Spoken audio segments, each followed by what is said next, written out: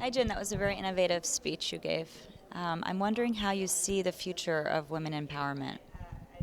Well, first, I want to thank Horyou for letting me be here for the inaugural SIGEF. I actually would like to really think of the work that I do as really creating future leaders. And although empowerment is what makes every one of us lead and be able to take action, and the reason for that is because empowerment is such a vague word.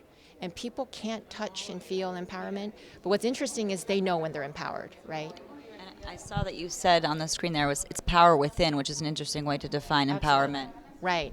And I'm also very direct about that because it's not power over, it's not power to, but it's power within, which then exists in every one of us, including the girls. Yeah. So, but I actually see this field. I mean, the clock is ticking. And this is the greatest moral, ethical atrocity of our time. So we have to scale. We have to scale big. And rightly so, people are waking up. World leaders are waking up. The United Nations is waking up. People are waking up that this really is critically needed. So now it's my call to action to your participants, to the world, to every one of us, you, me. How can we take action together, collectively? For sure. And what ethically do you still think still needs to be done, do you think, on an ethical level? I mean, you talked a lot about ethical ways Right. in your Sure. speech. Well, I think it's hard because this is such a sensitive issue, right? Nobody wants to go to another country and tell them what's wrong and right. But I do know this, people do know what's wrong and right. So if we go there and work with them, again, the power with, and help them become their own agents of change, whatever that issue might be. In certain countries, it's child marriage. In another country, it's teen pregnancy.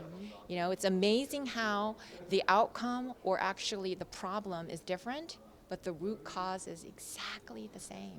Exactly the same. So I really do believe that, and to be honest, in many instances, it's actually for us to be bold.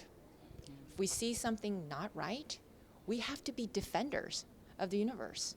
If we see horrible atrocities and genocide, do we allow that? Just as we wouldn't allow that, and we've seen so many, we shouldn't allow this either.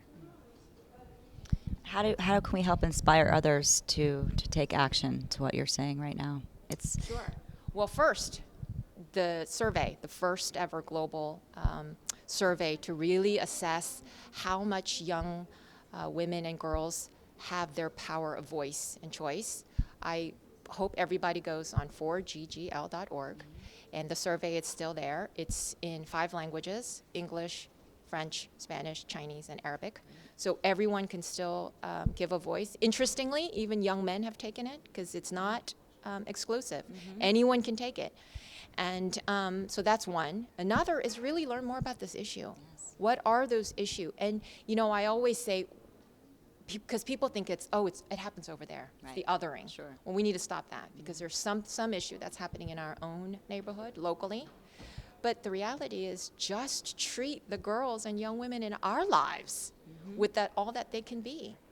I think if we just start locally, that's where impact happens, and then that's when we can go global. Thank you so much. Thank you.